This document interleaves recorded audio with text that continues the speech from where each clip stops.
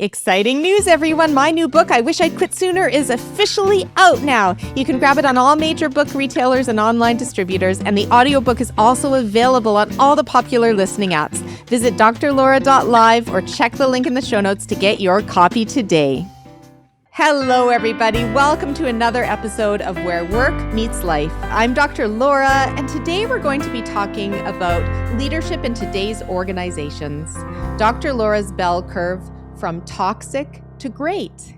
Why do I want to talk about leadership in general? Well, you've heard me talk a lot about toxic bosses, and that's been a passion of mine to shed a light on the dark side or the toxic side of leadership.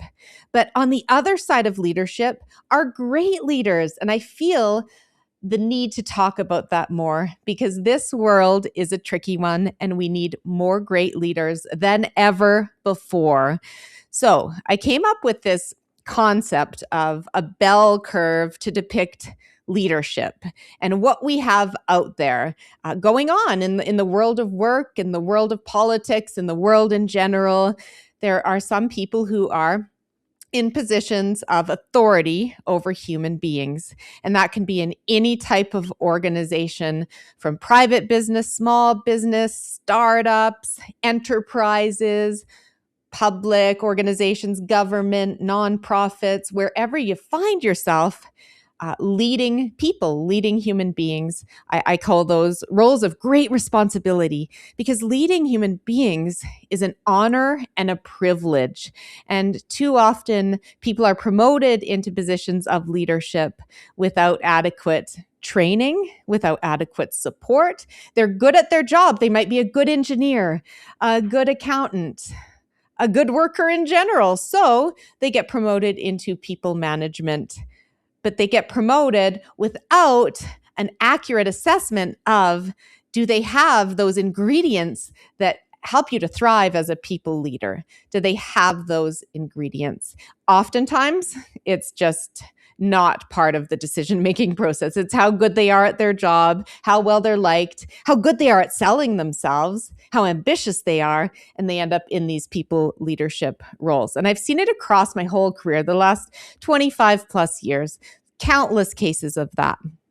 And we need to really get better at hiring and promotion so that we can be choosing and selecting the right leaders. But let's talk about this bell curve concept. So imagine this bell curve with the two extremes. And we're going to talk about toxic first. So on the far side of the bell curve, so if I'm looking at it on the far left side, I'm going to say we have the toxic bosses. And I call them bosses, not leaders, because a true leader brings out the best in their people, while a toxic boss degrades and depletes them.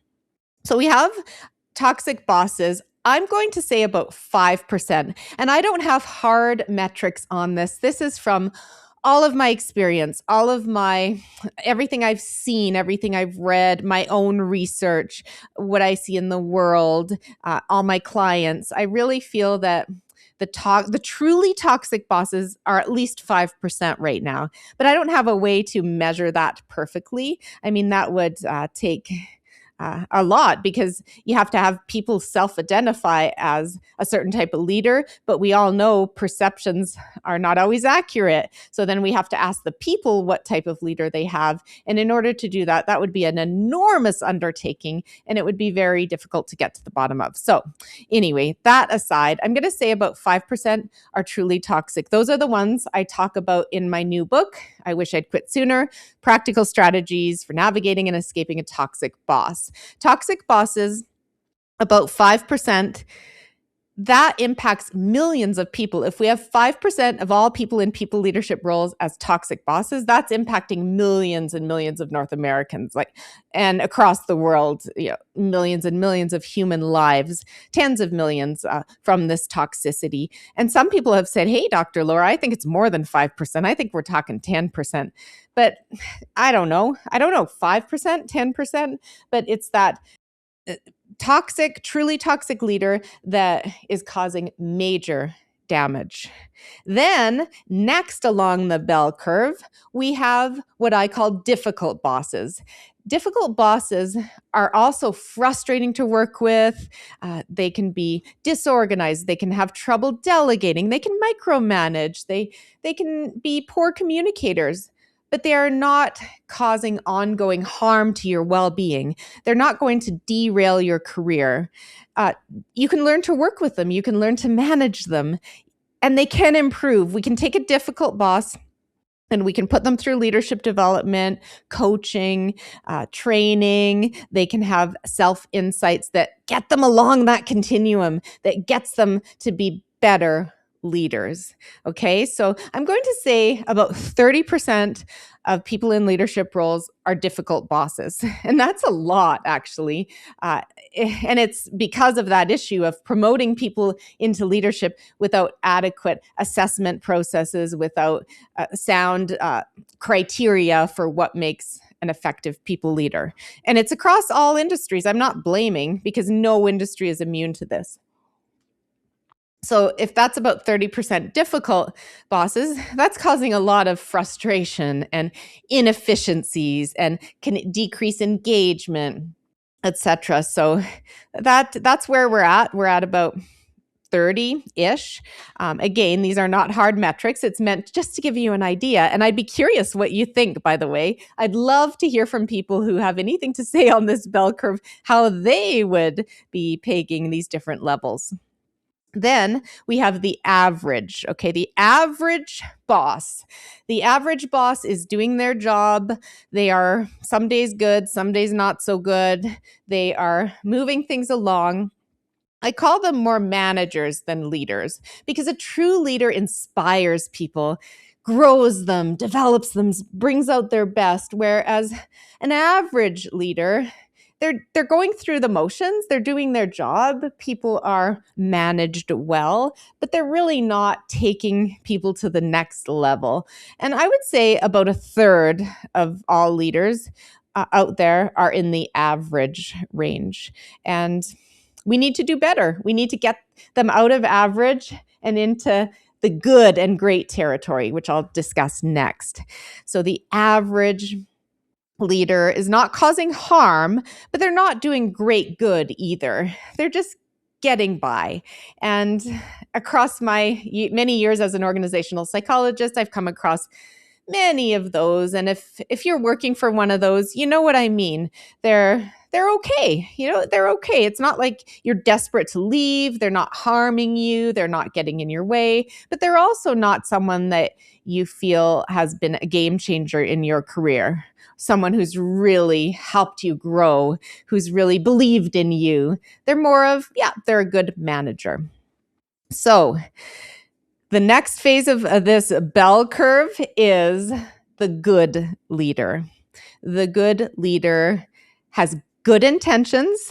They have the ability to have self-insight, which is one of the key ingredients to being a great leader, is to have self-insight. But you can be a good leader and be doing good things, helping your people grow, managing whatever is going on, moving things forward, moving the business, the projects, the initiatives, moving things forward. You're communicating well. You have your challenges, you have your gaps, but in general, you're a good leader and you are doing a good job as a people leader.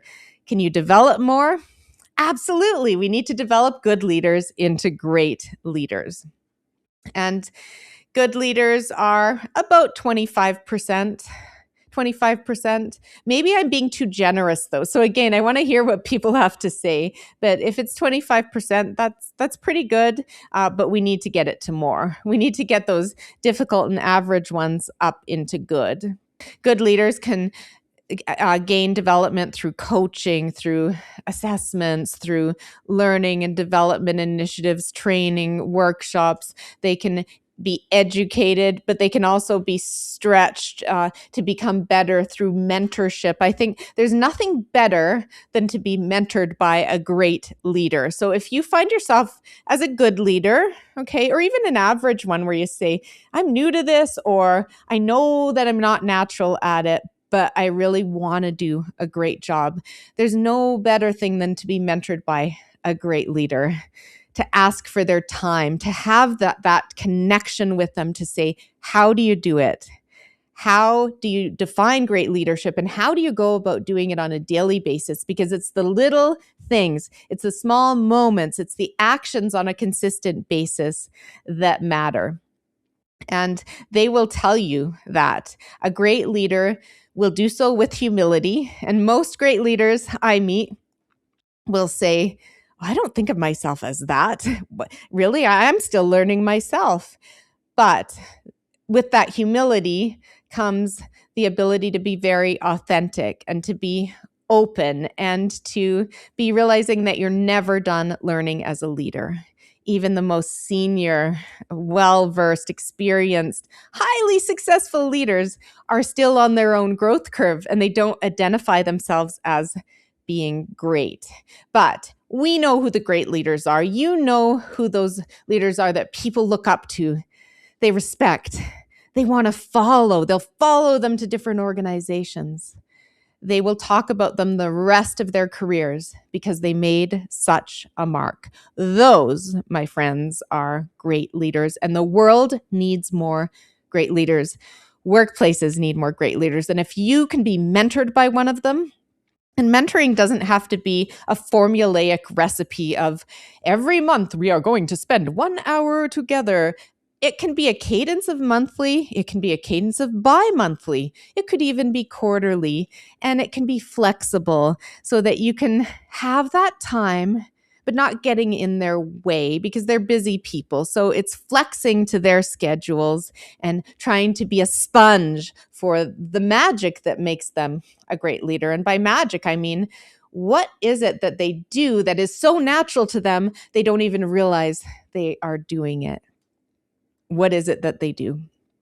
And I talked to a great leader this morning, actually, and I know she was because I've heard of her being a great leader from other people. And when I sat down with her, the way she talked, the way she expressed, I knew that. I knew I was talking to a great leader. And she said earlier in her career, she would go into vice presidents' offices and sit down and ask them questions, be curious. And that's how she really started to learn about leadership. She wasn't afraid to be asking those questions. And she said to me, Laura, I think that if we're fully remote, we lose that ability, that connection to go face to face and to have those impromptu learning and mentoring sessions. And I agreed. I'm a huge advocate of flexibility, but we both agreed a hybrid model is the best way to go so that you have the flexibility plus the time together. And she said that time together really helped her grow into the CEO she is today. But she's still growing. She didn't say, yeah, I'm a great CEO, Laura. She did not ever say that. The humility came through loud and clear. So 25% good, 5% great. So now I'm on the far right of this Dr. Laura's bell curve, 5% great. So we have the two far ends, toxic 5%, great 5%. Now, 5% great leaders, that is low compared to what the world needs. All industries, public, private, everything. The world needs more great leaders that inspire, motivate, bring people to the next level, trust and believe in the human potential, are able to take the best and the brightest and help them grow and take the best value they possibly can off of the power of AI and know where AI adds value and is much needed and critical, but at the same time, what elements of the human being can bring things to the next level with innovation, with growth, with ideas, taking the best of all worlds and continuing to progress, continuing to make this world a better place with purpose, with care for the planet, with care for people. A truly great leader knows that people and culture are critical to any business success. Any business success requires people, purpose. And when we start to forget about that, then we are starting to lose out. We're losing out on culture. We're losing out on loyalty. We're losing out on the magic of having people performing at their best and being engaged and motivated and eager to create and to add value. And someone said to me, culture is how people feel about going to work on a Sunday night. So how they're feeling about Monday morning on a Sunday night is what culture is. If you work for a great culture, you look forward to Mondays. You do not have the Sunday night scaries or the Sunday night blues. You actually look forward to it. You feel that it's going to be a good week. It may have its ups and downs, but you overall are happy to be a part of this team. So that's what a great culture is like. And it takes great leadership to grow a great culture. If you work for a toxic boss, you are scared on Sundays. You are dreading it. You do not want to go to the office, or even online if you're remote. You're dreading logging into that first message, that first email, that first one-on-one is dreadful. If it's a difficult boss, you're not looking forward to it either, but it's not soul-sucking. It's not damaging your well-being over time, but it's still frustrating. So I want you to think about the current boss that you work for. Where do they sit on the continuum from toxic, difficult, average, good, or great? And if you yourself are a leader, where would you honestly peg yourself on that continuum? The only way to truly know where you sit is how your people feel, by the way, but your perception is important too. But there's always room to grow. Even if you're on that high end of the continuum from good to great, there's always room to grow. So my call to action, if I could wave a wand here and have a wish for how organizations could do this better, it would be to be much more intentional about what type of leaders you want in those positions of great responsibility, which is managing human beings. Figuring out what skills, attributes, competencies, capabilities, whatever we call this, right? They have this certain ingredients that make them able to do this. We need to hire based on those ingredients when we are hiring in people to leadership roles. And we need to promote based on those ingredients. And as an organizational psychologist, I know a ton about this. This is our field, but there's always ways to find out more. If you want to double down on how our selection and promotion processes can be better and can get at the ingredients that we need in our leaders, there is lots to be learned out there. And I'm most happy to connect with you as well. So besides that, I think it's really important to invest in your leadership development. And when the economy is shaky, this is the first thing that's cut. I know this because I've been on the other end of it many times in my roller coaster of a career, where it's the leadership development. That would be great to put our leaders through training and development and coaching, but we can't afford it right now. It's not in budget. So we'll just put that off till next year or the year after. 1 year becomes 2 years, becomes 3 years, or they do what I call Band-Aid fixes. They'll do an offsite, once a year, and then check, they've done their duty, or they'll, maybe do a little smattering here or there, send you off to a conference. Okay, you can go to a conference. Check, we've done our duty. Leadership development is not a one and done. It's an ongoing, intentional process where you are always developing and you're figuring out each year what you need to get better at, and you have the supports, the development supports internally and or externally in order to help you do that, because it is not easy. People leadership is not easy. And in this day and age where we have a burnout pandemic going on, a mental health crisis, polarity, geopolitical instability, we need more great leadership than ever before. So it's not a one and done. It's an ongoing process of making more great leaders, turning good leaders into great, turning average into good, and then so on and so forth. And that's what I wanted to leave you with today, this bell curve concept that it's not perfect numbers, it's not perfect math, but it is a truth that leaders lie along this bell curve, and we need to do better as a society and a world of work. I wish you all the best wherever you are, whether you're a leader, whether you're a non-leader. You are all important to the fabric of what makes organizations successful and what makes this world that we find ourselves in thrive. I hope you stay well. Thank you for tuning in to Where Work Meets Life. If you found this content valuable, please rate, review, and share with others who may benefit.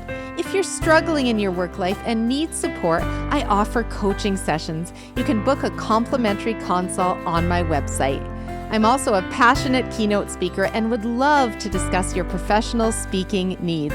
Visit my website, drlaura.live, to sign up for my monthly e-newsletter filled with tips and resources to help you stay well.